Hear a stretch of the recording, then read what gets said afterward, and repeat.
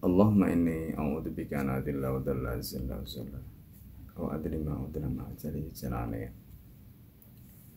Para pemirsa yang dimuliakan Allah Subhanahu wa taala. Pada kesempatan yang mulia ini kita akan membahas tentang bagaimana kita semestinya sebagai seorang mukmin harus selalu berprasangka baik kepada Allah Subhanahu wa taala. Apapun keadaan kita, apapun yang menimpa kita, kita harus selalu berprasangka baik kepada Allah. Mengapa prasangka baik ini penting? Rasulullah SAW menyebutkan inna husnadzanni billahi min ibadah, bahwa husnudzan kepada Allah Subhanahu wa taala itu adalah bagian dari ibadah. Oleh karena itu, bagi kita seorang mukmin ketika kita menghadapi ujian, menghadapi musibah, ujian dan musibah itu senantiasa akan selalu menghampiri kehidupan kita. Di dalam Al-Quran, misalnya surat Al-Baqarah, Allah Subhanahu wa taala menyatakan walanabluwannakum bisyai'in minal khawfi wal ju'i wa naqsi minal amwali wal anfusi was samarat.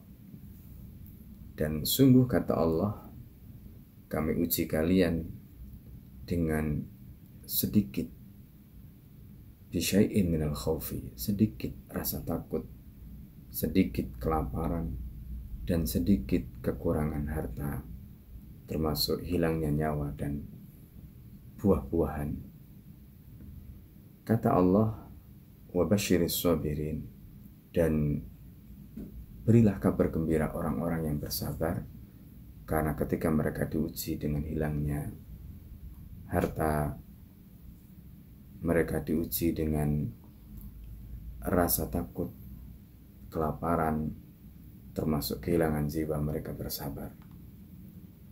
Alladzina idza asabathum musibah, mereka-mereka yang ketika ditimpa musibah qulu inna lillahi wa inna ilaihi raji'un, mereka selalu mengatakan kami adalah miliknya Allah, wa inna ilaihi raji'un, dan sungguhnya kami hanya kepadanya pasti kembali. Itu adalah sikap orang mukmin. Dan disebutkan dalam hadis Rasulullah SAW, ajaban li amril mu'mini, sungguh luar biasa orang mukmin itu, idza asabahu khairun fasyakara, ketika dia ditimpa kebaikan dia bersyukur, wa idza asabahu syarrun fasabara, dan ketika dia ditimpa keburukan dia bersabar. Wa ma dzalika illa mu'min, dan itu tidak akan mungkin bisa dilakukan kecuali oleh orang yang beriman. Kebaikan dan keburukan itu adalah sesuatu yang silih berganti menimpa kehidupan kita. Tetapi pahala di sisi Allah, ketika kita mendapatkan kebaikan kita bersyukur. Kebaikannya boleh saja hilang, berlalu, tetapi syukur yang kita lakukan pahalanya abadi di sisi Allah.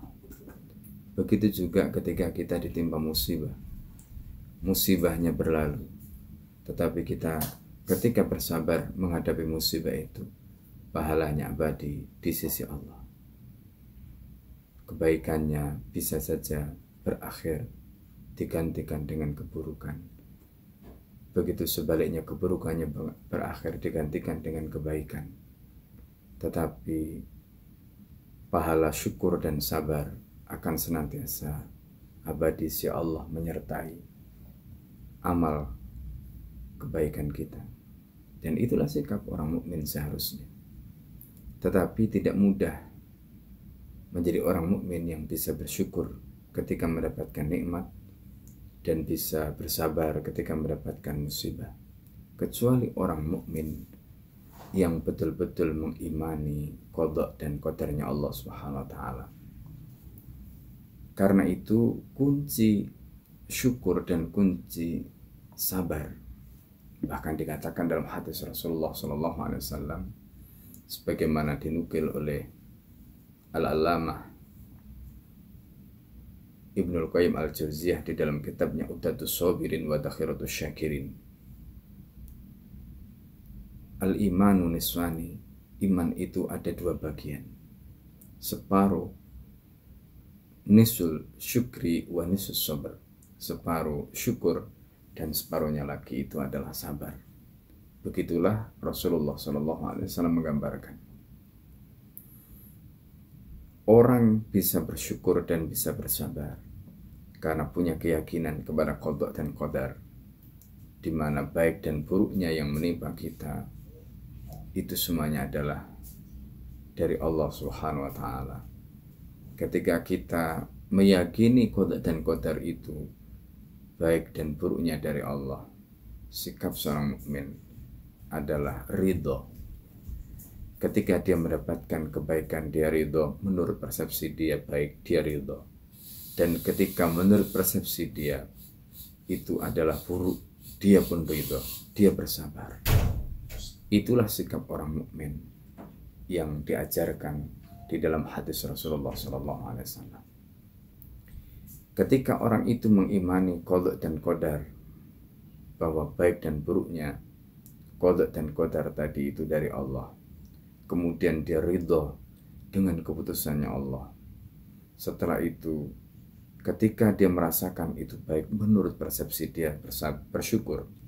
Dan ketika dia merasakan sesuatu itu buruk menurut persepsi dia, kemudian dia bersabar. Syukur dan sabar. Ketika mendapatkan nikmat, dia bersyukur. Ketika dia bersabar karena mendapatkan musibah, semua itu merupakan kebaikan.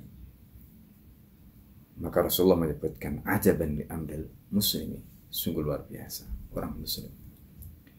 Dan sikap inilah yang menjadi dasar, menjadi kaidah berpikir, menjadi pedoman, sehingga kemudian seorang mukmin itu dia selalu husnudzon kepada Allah.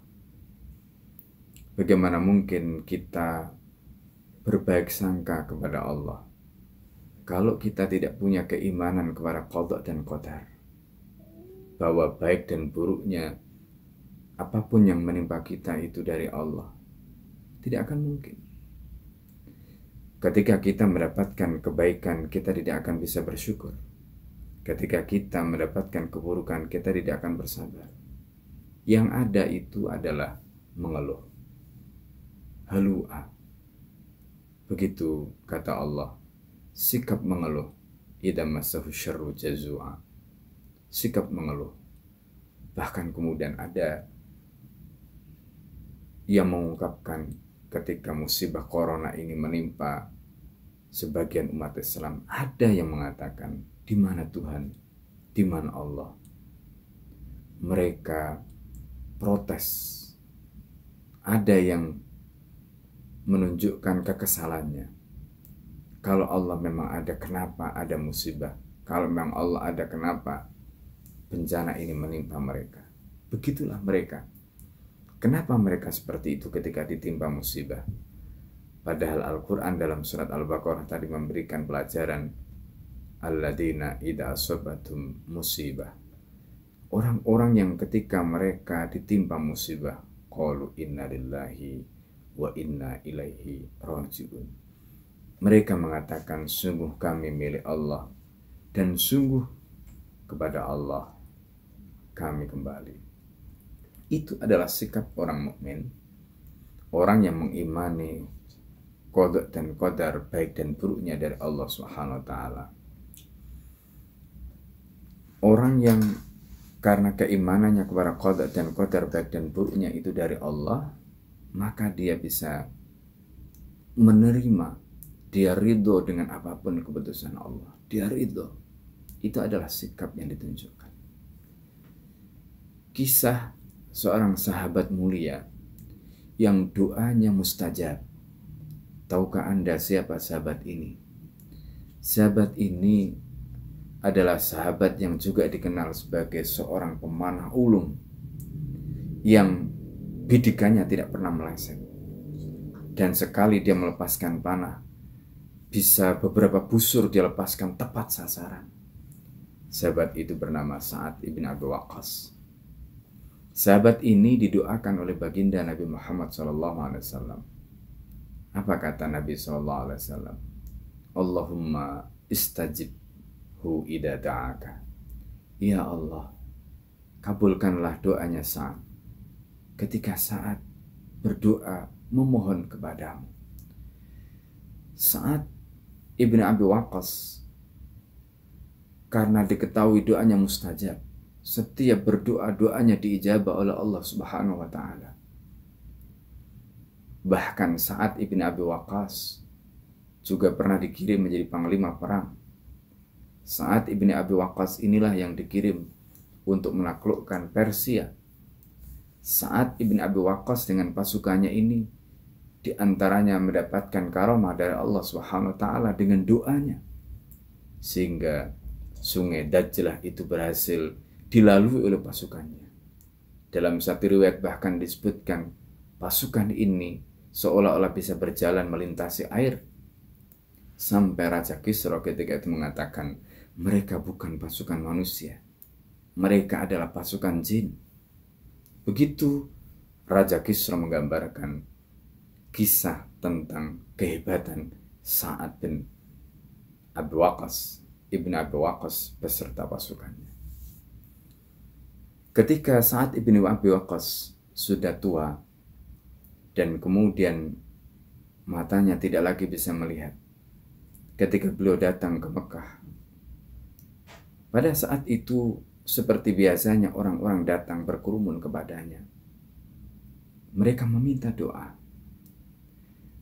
Semua yang datang pada Sa'ad ibn Abi Waqqas minta didoakan. Apa yang terjadi? Ada salah seorang pemuda datang pada Sa'ad ibn Abi Waqqas. Pemuda itu kemudian bertanya, kenapa Anda tidak berdoa untuk diri Anda sendiri? Agar Allah Subhanahu wa taala mengembalikan, memulihkan penglihatan Anda. Bukankah doa Anda itu mustajab? Bukankah doa Anda itu diijabah oleh Allah Subhanahu wa taala? Sa'ad ibn Abi Waqqas memberikan pelajaran yang berharga kepada pemuda itu dan juga kepada kita dengan mengatakan, aku telah ridho dengan keputusan Allah Subhanahu wa taala. Aku ridho dengan qadanya Allah, ridho dengan keadaanku seperti ini. Itulah sikap yang ditunjukkan oleh Sa'ad ibn Abi Waqqas. Orang yang diberikan doa yang mustajab, doanya selalu diijabah oleh Allah Subhanahu wa taala. Tetapi beliau memilih untuk dirinya karena keridhoannya kepada qada. Beliau tidak protes, beliau tidak mengeluh. Dan ini adalah bagian dari sikap husnudzan kepada Allah Subhanahu wa taala. Meskipun keadaan itu tidak baik baginya, tetapi sikap ridho kepada qada itu yang menjadikan Sa'ad ibn Abi Waqqas memilih pilihan yang mungkin tidak mengenakan, tetapi keridhoannya kepada qada dan qadarnya Allah membuat Sa'ad rela menerima apapun keputusan Allah Subhanahu wa taala. Saudara-saudaraku yang dimuliakanlah Allah, begitulah gambaran yang ditunjukkan oleh para sahabat Nabi Shallallahu Alaihi Wasallam.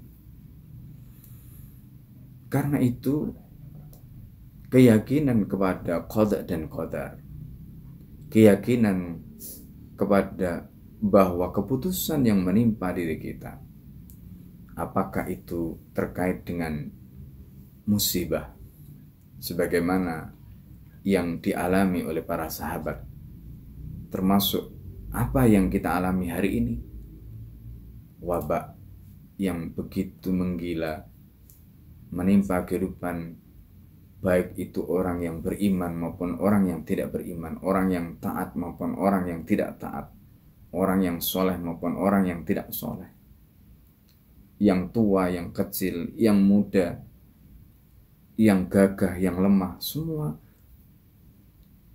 hampir terkena musibah, wabah. Tetapi yang membedakan ketika seseorang ditimpa musibah atau terkena wabah adalah keimanan, adalah cara berpikir yang kemudian membentuk sikapnya. keimanan dan cara berpikir yang kemudian akhirnya membentuk sikapnya, inilah yang kemudian menjadikan seseorang itu apakah dia bisa bersabar ataukah tidak. Maka ketika Allah Subhanahu wa taala di dalam surat Al-Baqarah tadi menyatakan wa basyiris sabirin, dan sampaikanlah kabar gembira kepada orang-orang yang sabar, alladzina idza asabatum musibah, yaitu mereka yang ketika ditimpa musibah qalu inna lillah, sesungguhnya kami adalah miliknya Allah. Karena Allah sendiri menyatakan, kul, katakanlah Muhammad, la yusibana, sekali-kali kita tidak akan ditimpa musibah illa ma kataballahu lana, kecuali apa yang Allah Subhanahu wa taala telah tetapkan untuk kita, telah tetapkan kepada kita. Maka ketika Allah Subhanahu wa taala menyatakan alladzina idza asabatum musibah qalu inna lillah, itu adalah ciri orang yang bersabar. Maka Allah katakan wa basyiris sabirin, sampaikanlah kabar gembira kepada orang-orang yang sabar. Orang-orang yang ketika dia ditimpa musibah dia tidak mengeluh. Orang-orang yang ketika dia ditimpa musibah dia tidak kemudian menceritakan musibahnya. Dia bersabar dengan musibah yang dia timpa itu. Dalam ungkapan Arab sampai muncul ungkapan fa'idha bulitum fastatiru. Kalau kamu ditimpa bala, maka fastatiru, maka sembunyikanlah. Jangan kamu ceritakan bala itu kepada orang lain. Itu adalah ungkapan yang menggambarkan bagaimana seharusnya sikap kita.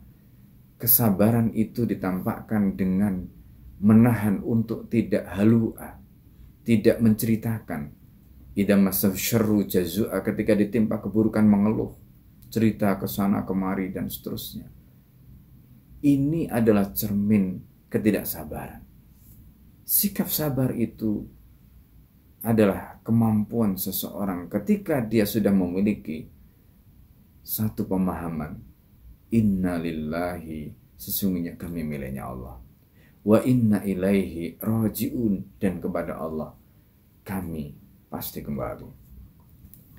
Sikap inilah yang kemudian membentuk karakter seorang mukmin, sehingga dia bisa bersikap ketika dia menghadapi apapun ujian yang dia dapatkan, apapun yang dia rasakan, apakah itu berupa kebaikan, apakah itu berupa keburukan.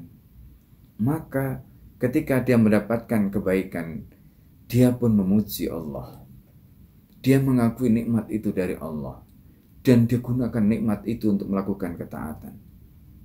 Ketika dia mendapatkan musibah, keburukan, dia tidak menceritakan keburukan itu. Dia tidak mengeluhkan keburukan itu. Ibnul Qayyim al-Jauziyah di dalam kitabnya Uddatus Sabirin wa Dakhiratus Syakirin menceritakan bagaimana Rasulullah SAW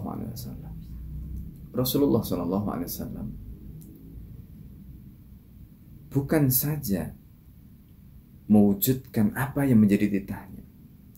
Di dalam hadis Muslim, Rasulullah menyatakan, ajaban li amril muslimi idza asabahu khairun fasyakara. Kewajiban bersyukur itu ketika mendapatkan nikmat, dan kewajiban bersabar itu ketika mendapatkan musibah. Tetapi yang luar biasanya, Rasulullah SAW justru ketika mendapatkan musibah, maka Rasulullah SAW mengkonversi musibah itu bukan saja dengan bersabar, tapi dengan syukur. Itulah yang dialami oleh baginda Nabi Muhammad SAW. Maka Rasulullah tidak pernah mengeluh ketika mendapatkan musibah. Itu yang tampak pada Nabi SAW. Bahkan tidak ada doa di dalam doa Nabi yang menggambarkan keluhan Rasulullah SAW.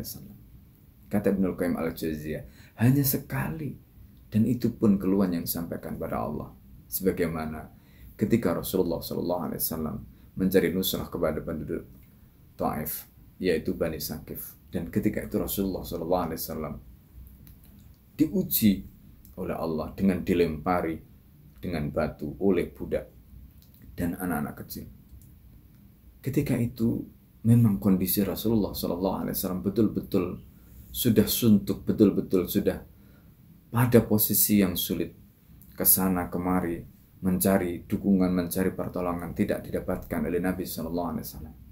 Pada saat itu, ketika di Taif, Rasulullah berharap, ada yang mengatakan sebulan, ada yang mengatakan selama 1 minggu, untuk mencari cara bagaimana agar mendapatkan dukungan dari orang-orang Bani Saqif di Taif. Tetapi yang terjadi, justru Rasulullah SAW diuji dengan ujian yang luar biasa. Pada saat itulah Rasulullah baru mengadu kepada Allah dengan doanya yang sangat terkenal. Allahumma ilaika ashku da'fa quwwati wa qillata Allahumma ilaika ashku da'fa quwwati wa qillata khilati wa hawani 'alan nas. Begitu kata Nabi. Ya Allah, kepadamu hamba adukan da'fa quwwati, lemahnya kekuatanku, wa qillata khilati, dan minimnya daya upayaku, wa hawani 'alan nas, dan bagaimana orang-orang memandang hina, merendahkan, meremehkan.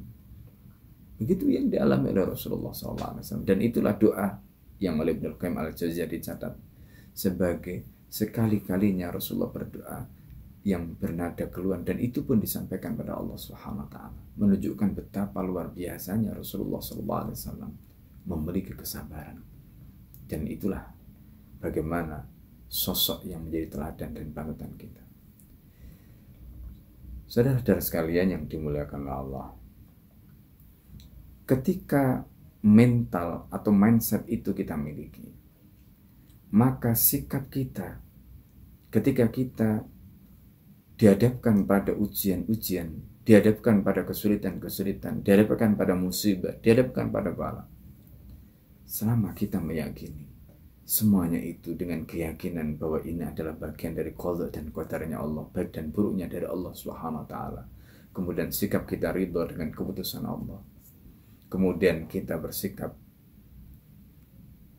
sabar ketika kita diuji, sabar ketika kita mendapatkan musibah, sabar ketika kita mendapatkan bala. Maka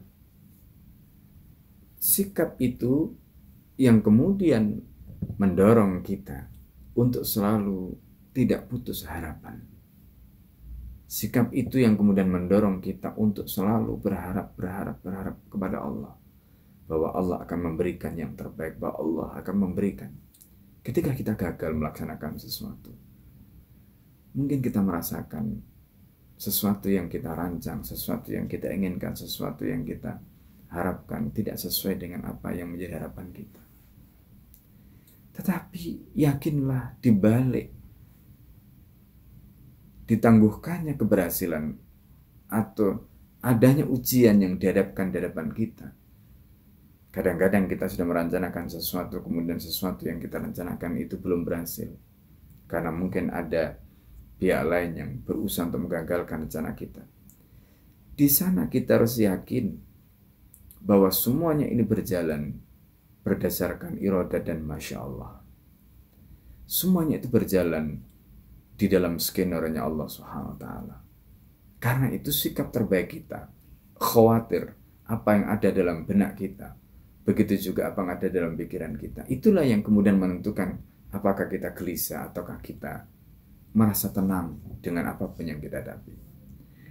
Ketika khawatir kita, ketika apa yang ada dalam benak kita, kemudian muncul bayangan-bayangan, muncul sesuatu yang menakutkan, maka ini akan membuat hati kita menjadi gelisah, membuat hati kita menjadi tidak tenang. Sering kita merasa tidak tenang karena bayangan kita, karena khawatir, dalam bahasa Arabnya, karena ada khawatir, ada sesuatu yang terlintas di dalam benak kita. Dan itulah menjadikan kita menjadi tidak tenang, menjadikan kita gelisah. Padahal ketika kita meyakini, ketika kita berharap bahwa di balik mungkin ada halangan, rintangan itu, ada harapan yang harus terus kita bangun, karena kita yakin Allah Subhanahu wa taala Maha tahu. Mungkin ketika kita belum berhasil pada saat itu, Allah menyiapkan sesuatu yang mughayyabat, yang kita tidak tahu di depan kita. Mungkin itu lebih baik, mungkin itu lebih indah, mungkin itu lebih luar biasa. Karena kita tidak tahu apa yang akan terjadi kemudian. Tetapi yang bisa menentukan kita merasa lapang dada, merasa tenang, merasa tidak sedih, merasa tidak gelisah, itu adalah keyakinan kita kepada yang gaib. Keyakinan kita kepada apa yang ada dalam genggaman Allah Subhanahu wa taala. Dan itulah sikap yang disebut dengan husnudzon billah. Kita harus selalu punya keyakinan, punya prasangka baik kepada Allah. Dan itulah yang disebutkan oleh Allah, disebutkan dalam hadis qudsi, ana inda dhanni abdi bi, kata Allah, aku berdasarkan prasangka hambaku kepadaku. Karena itu husnudzon kepada Allah hukumnya wajib. Yang dimaksud dengan husnudzon pada Allah hukumnya wajib itu apa? Kita tidak boleh putus harapan. Karena itu di dalam Al-Quran Allah Subhanahu wa taala menyatakan wala tai'asu mir rauhillah. Kalian jangan berputus asa dari rahmatnya Allah. Rahmatnya Allah itu luar biasa banyaknya. Kasih sayangnya Allah itu luar biasa banyaknya. Bahkan dalam hadis Rasulullah SAW menyebutkan ada 100 rahmat Allah. Nanti 99 itu akan dibagikan pada hari kiamat. Dan hanya satu yang dibagikan di muka bumi ini di dunia. Dan itu pun sudah luar biasa. Ketika kita mengalami kesulitan rezeki, sadarlah, misalnya, apalagi di tengah situasi seperti ini, ketika kita menghadapi himpitan hidup, di masa-masa sulit seperti ini, pekerjaan susah, ekonomi susah, penghasilan menurun, omset menurun, bisnis sana sini pasti akan mengalami penurunan. Bayangkan dalam situasi seperti itu, apa yang membuat kita tetap tenang? Yang membuat kita tetap tenang adalah keyakinan kita kepada yang gaib. Tentang apa? Tentang kemahakuasaan Allah. Tentang apa? Tentang jaminan rizki biadillah, jaminan rizki tangan Allah. Di dalam surat Ad-Dariyat Allah menyatakan, wa fis sama'i rizqukum wa ma tu'adun. Rizki kamu itu ada di langit, dan apa saja yang dijanjikan kepada kamu itu semuanya ada di langit. Maknanya rizki kamu dan apa saja yang dijanjikan kepadamu itu ada di tangan Allah Subhanahu wa taala. Bahkan kemudian di ayat berikutnya Allah bersumpah, fa warabbis sama'i wal ardi, demi Tuhan langit dan bumi, innahu lahaqqun, sesungguhnya rizki yang ada di langit dan apa yang dijanjikan kepadamu yang ada di tangan Allah itu lahaqqun, pasti, mislama annakum tantikun, seperti ketika kamu bicara dengan mulut kamu.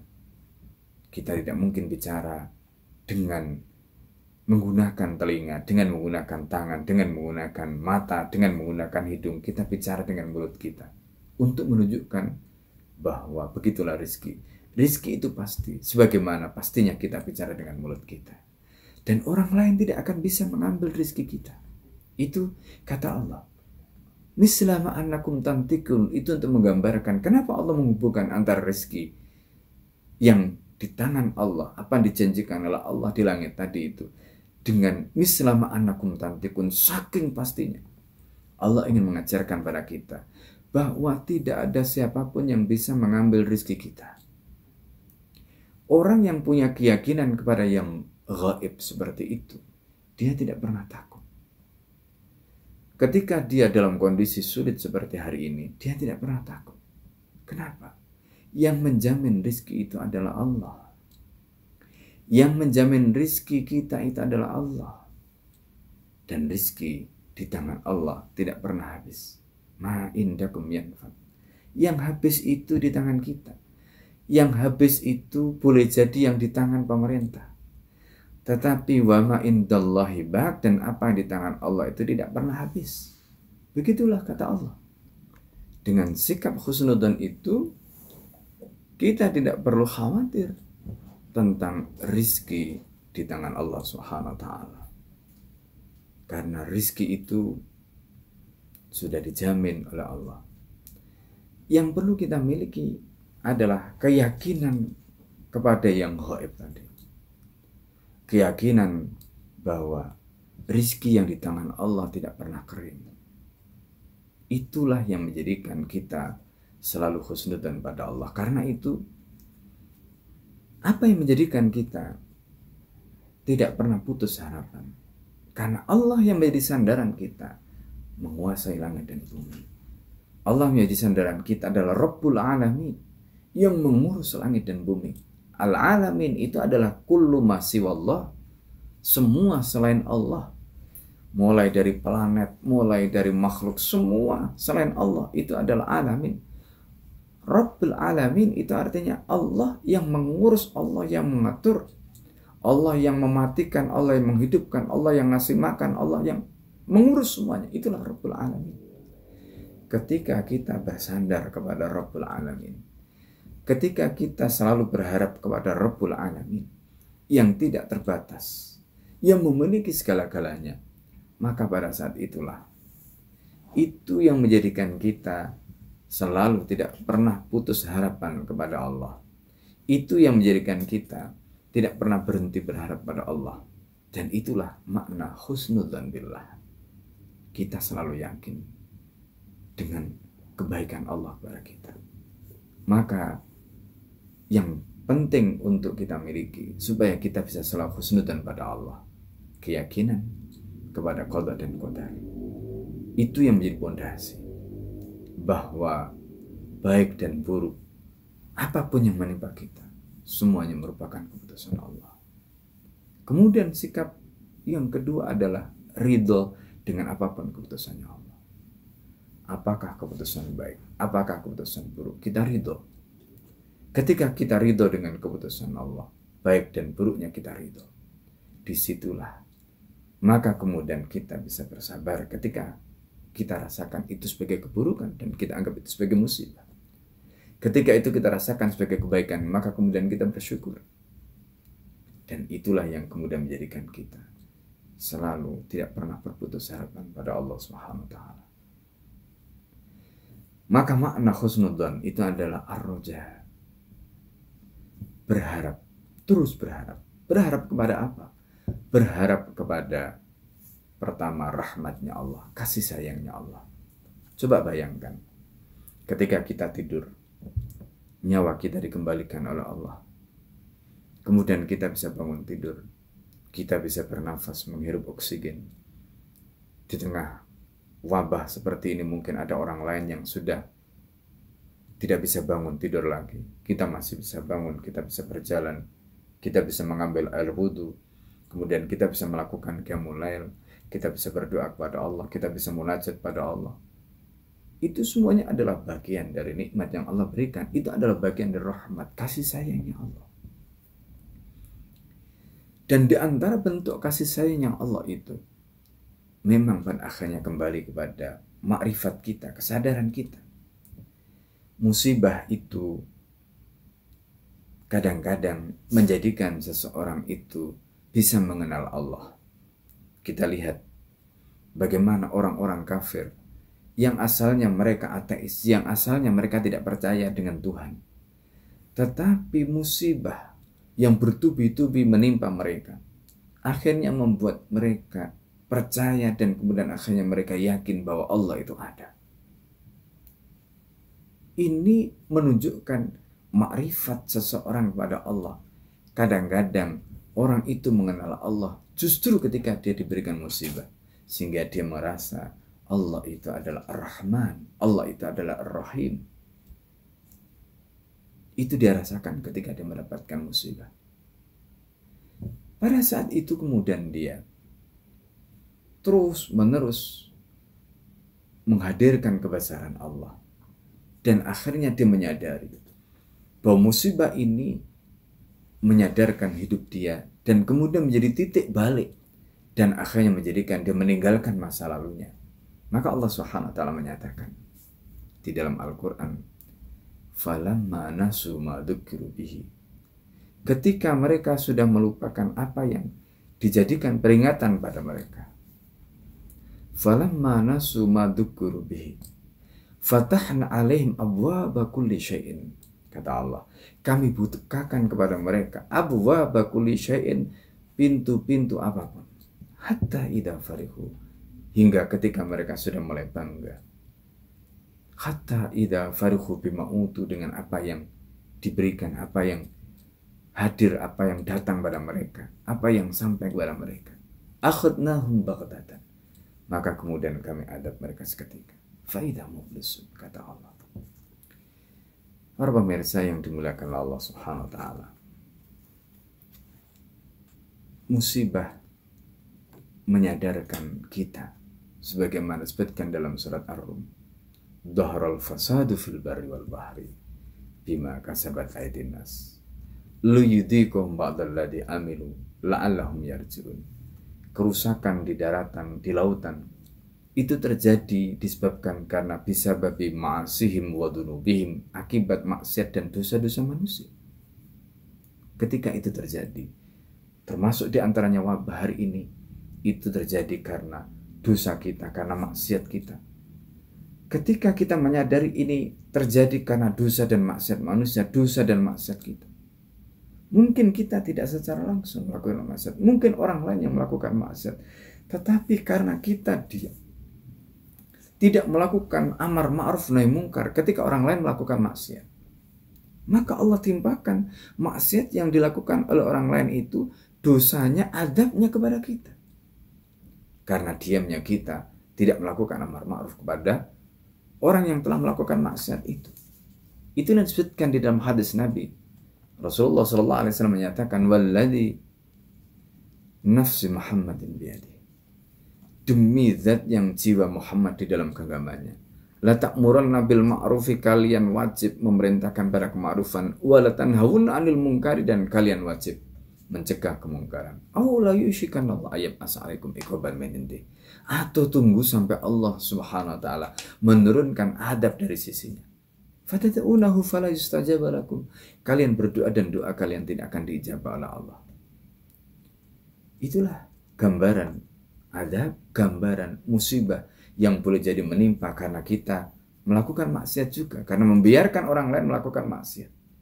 Maka ketika musibah-musibah itu terjadi, di situ kemudian Allah menyatakan, la'allahum yarji'un liyudhiqahum ba'dalladzi amilu la'allahum yarji'un, agar mereka bisa mencicipi apa yang telah mereka lakukan supaya mereka kembali. Maka musibah, wabah, bala, dan seterusnya yang kita alami hari ini, termasuk diantaranya krisis ekonomi yang kita lihat hari ini. Bukan saja krisis ekonomi, krisis kesehatan, krisis ketahanan pangan, krisis macam-macam, termasuk krisis sosial yang kita alami hari ini. Krisis identitas, krisis keimanan, krisis keyakinan yang kita alami hari ini. Harusnya semuanya itu menyadarkan kita ada yang salah di dalam hidup kita. Dan ketika kita sadar ada yang salah, maka mestinya musibah ini menjadikan kita taubat pada Allah. Maka ketika kita bertobat pada Allah, itu artinya apa? Kita berharap rahmatnya Allah, itu juga bagian dari husnudzon billah. Dan itulah yang nanti akan menjadikan Allah membukakan kebaikannya, membukakan pintu rahmatnya. Tetapi sungguh celaka ketika kita mendapatkan musibah, ketika kita diuji oleh Allah dengan ujian seperti ini. Ekonomi susah, kondisi kesehatan memburuk, keamanan memburuk, sosial memburuk. Keadaan ini kita perparah dengan justru kita tinggalkan ketaatan, dengan justru kita menghujat Allah Subhanahu wa taala. Itu semakin memperparah keadaan kita. Dan itu mempercepat datangnya adab dari Allah Subhanahu wa taala. Na'udzubillah, summa na'udzubillah. Karena itu harusnya kondisi yang kita hadapi hari ini mengantarkan kita untuk terus berharap kepada Allah. Dengan cara apa? Kita memohon ampunan kepada Allah. Itu juga bagian dari husnudzon billah. Karena ketika kita husnudzon pada Allah, artinya kita harus menyadari apa yang mungkin kita lakukan selama ini salah. Kemudian kita bertobat kepada Allah. Ketika kita mengakui apa yang kita lakukan selama ini salah, kemudian kita bertobat pada Allah, seperti kata Imam Al-Ghazali di dalam kitab Ihya-nya. Orang itu bisa bertobat kalau dia mengakui bahwa dia salah. Yang kedua, dia menyesal. Dan yang ketiga, dia tidak akan mengulangi apa yang menjadi kesalahan yang pernah dia lakukan sebelumnya. Kalau kita memiliki kesadaran untuk itu, kemudian kita bertobat, Allah pasti akan bukakan pintu tobatnya. Allah akan pasti bukakan maghfirahnya. Itu juga bagian dari husnudzon billah, husnudzon kepada Allah Subhanahu wa taala. Dan itulah yang akan membuka pintu rahmat, pintu kebaikan. Maka kita tidak boleh berburuk sangka kepada Allah dengan seolah-olah Allah menutup pintu ampunan untuk kita. Allah menutup pintu tobat untuk kita. Tidak. Justru hari-hari ini mestinya menjadikan kita semakin mendekat pada Allah. Itu bagian dari husnudzon kepada Allah. Mestinya hari ini kita justru harus punya pandangan yang jauh ke depan, bahwa mungkin di balik semua musibah ini Allah ingin memberikan kebaikan kepada kita. Kalau kita berpikir positif pada Allah, apa? Meninggalkan sistem yang mungkin selama ini salah, meninggalkan mungkin praktek-praktek kehidupan yang selama ini salah, meninggalkan praktek-praktek ekonomi yang mungkin selama ini salah, meninggalkan praktek-praktek pemikiran yang mungkin selama ini kita anut dan itu salah. Inilah saatnya kita melakukan muhasabah. Dengan begitu, Allah akan bukakan pintu rahmatnya, Allah akan bukakan pintu maghfirahnya, Allah akan bukakan pintu taubatnya.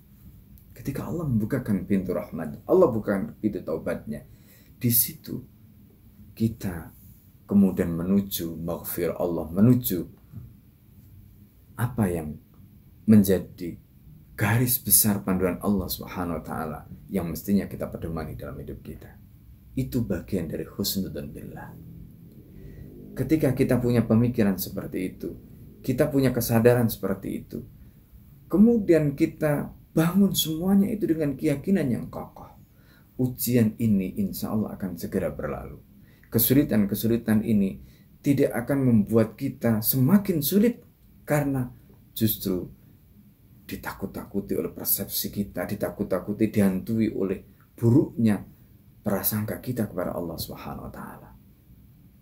Karena semuanya itu bagi Allah mudah. Virus itu makhluknya Allah. Bagi Allah mudah untuk menghancurkan virus itu. Bagi Allah mudah untuk menghentikan wabah ini. Tidak ada yang sulit bagi Allah Subhanahu wa taala. Allah hari ini memberikan kesempatan pada kita seluas-luasnya untuk menuju ampunan Allah, untuk menuju rahmatnya Allah. Apakah kita mau menyambutnya atau tidak? Termasuk meninggalkan kehidupan yang selama ini mungkin carut marut karena kita tidak hati-hati dengan aturan-aturan Allah. Apakah dengan musibah ini tidak menyadarkan kita bahwa Allah sedang membuka pintu-pintu rahmatnya kepada kita, agar kita bergegas untuk menuju ampunan Allah, agar kita bergegas menuju jalannya Allah? Ataukah justru sebaliknya, kita malah menyalahkan Allah dan kemudian kita menghujat Allah sebagaimana yang dilakukan oleh sebagian orang liberal? Na'udzubillah, summa na'udzubillah. Karena itu tidak ada harapan bagi kita kecuali dengan selalu berharap kepada Allah, dengan selalu husnudzon kepada Allah Subhanahu wa taala.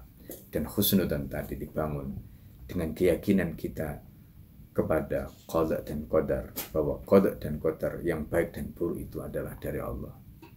Kemudian sikap ridho kepada qada dan qadar, termasuk keyakinan kita kepada yang mughayyabat,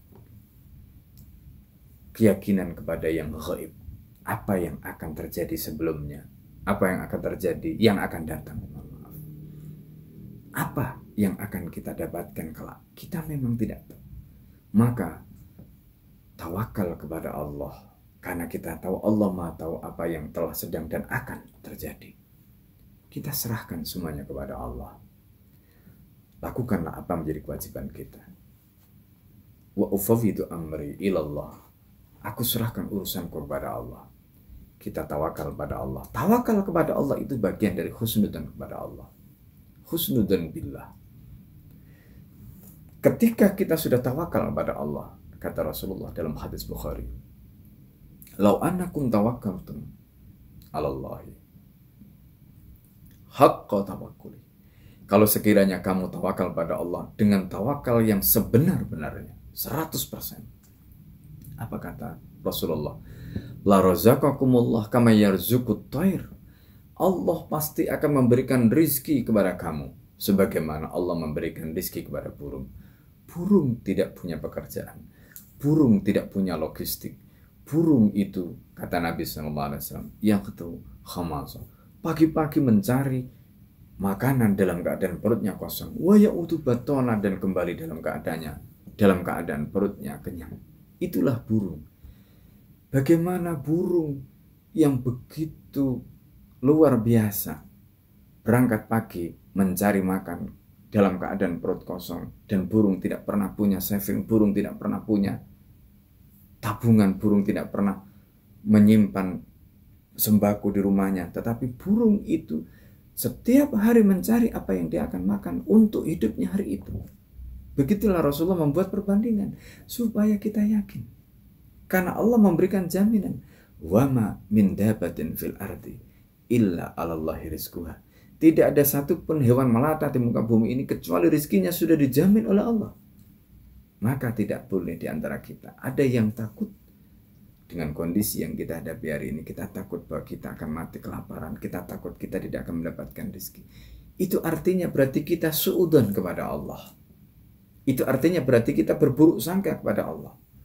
Maka kata Nabi SAW dalam hadis yang dikutip oleh As-Suyuti dalam kitabnya Al-Jam' As-Shaghir, Rasulullah SAW menyatakan, innal abda, sesungguhnya manusia, la yatlubu rizquhu, pasti dikejar oleh rizkinya, aksara mimma yatlubu ajaluh, lebih banyak ketimbang dikejar oleh ajalnya. Luar biasa. Karena itu sikap kita adalah wajib untuk husnudzon kepada Allah. Kita tidak boleh berburuk sangka, sekalipun dalam kondisi sesulit apapun, termasuk ketika kita mungkin sudah berikhtiar mencari maisha, mencari kehidupan, mencari nafkah, mencari rezeki ke sana kemari. Mungkin di sana masih ada kesulitan. Yang harus kita pahami, Allah Subhanahu wa taala menyatakan, "Lau basatallahu rizqa li ibadihi la baghaw fil ardi, walakin yunazzilu biqadari ma yasha." Itu kata Allah.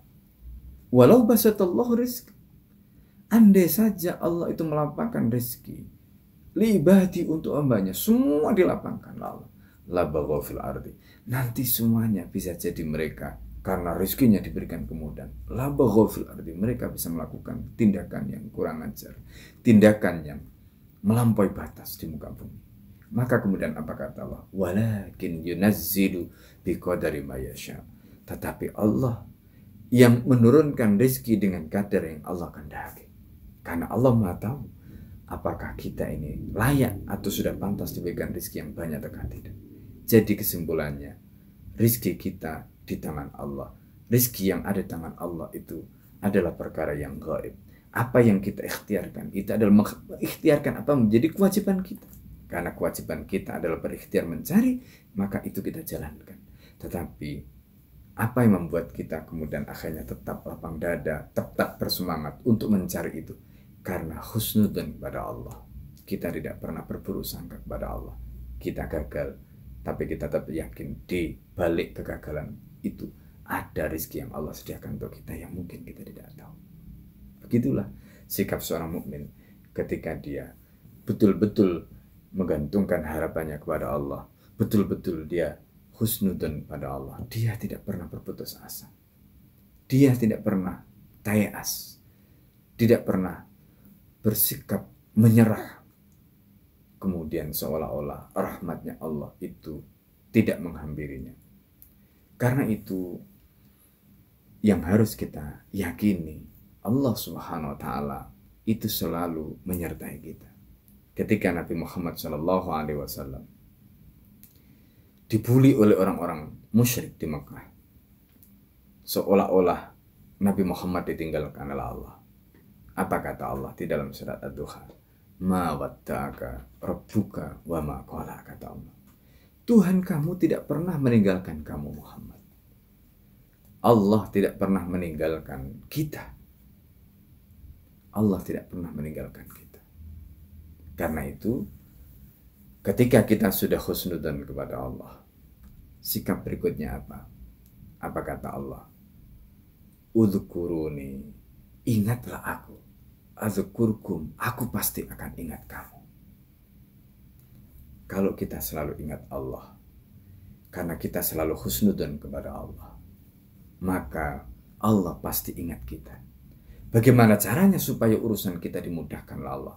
Uruslah urusannya Allah. Itu yang dijelaskan di dalam hadis Nabi. Man asbaha wa laisa hammuhu minallah, falaisa minallahi min syai'. Kalau ada orang bangun pagi, lalu kemudian pikirannya, lalu kemudian cita-citanya, lalu kemudian ambisinya, sama sekali tidak ada Allah di dalamnya, maka Allah sama sekali tidak akan peduli dengan urusan dia. Tetapi mafhum dari hadis ini, kalau kita bangun pagi, yang kita pikirkan adalah urusannya Allah, yang kita jaga adalah urusannya Allah, yang kita urus adalah urusannya Allah, maka Allah akan menjaga urusan kita. Allah akan memikirkan urusan kita. Allah akan mengurus urusan kita. Allah akan memenuhi apa yang menjadi hajat kita. Itu hadis tadi. Man asbaha wa laisa hammuhu minallah, falaisa minallahi min syai'. Dan makna hadis itu bisa kita ambil mafhum mukhalafahnya. Karena di sana ada syarat. Kalau kita mengurus urusannya Allah, maka Allah pasti akan mengurus urusan kita. Dan itu adalah bagian dari mengingat Allah. Bagian dari intan surullah yansurkum, yaitu al-jaza jinsul amal. Balasan itu sesuai dengan jenis amalnya. Ketika kita menolong Allah, Allah pasti akan tolong kita. Dan itulah balasannya akan kita dapatkan insya Allah. Oleh karena itu, saudara-saudara sekalian yang dimuliakan Allah, justru di tengah ujian, musibah, dan berbagai kesulitan ini, maka mendekatlah kepada Allah, ingatlah Allah. Dan terakhir, Rasulullah SAW mengajarkan doa. Doa yang dibaca oleh Nabi ketika dalam kondisi kesulitan. Rasulullah SAW membaca doa ini sambil keluar rumah. Dalam satu riwayat disebutkan di malam hari, Rasulullah SAW keluar di depan halaman rumahnya. Kemudian Rasulullah SAW menengadahkan tangannya ke langit sambil wajahnya mendongak ke atas dengan berdoa. Doanya di antaranya, Allahumma rahmatuka, ya Allah rahmatmu, astaghisu. Allahumma rahmataka astaghisu, ya Allah terhadap rahmatmu hamba memohon. Itu doanya Nabi. Dalam riwayat yang lain disebutkan, ya arhamar rahimin, birahmatika astaghisu, wahai zat yang maha pengasih, yang penuh kasih, birahmatika dengan rahmatmu, astaghisu, hambamu memohon. Itulah doa Nabi. Ya arhamar rahimin, birahmatika astaghisu, aghnini bihalalika an haramika, wa bita'atika man siwa. Itulah doa yang diajarkan Rasulullah ketika menghadapi kesulitan. Dan semoga doa ini bisa kita amalkan sebagaimana diajarkan baginda Nabi SAW. Dan semoga kita mendapatkan rahmat Allah. Dan rahmat Allah selalu menyertai kita. Hadanallah wa iyyakum ajmain. Assalamualaikum warahmatullahi wabarakatuh.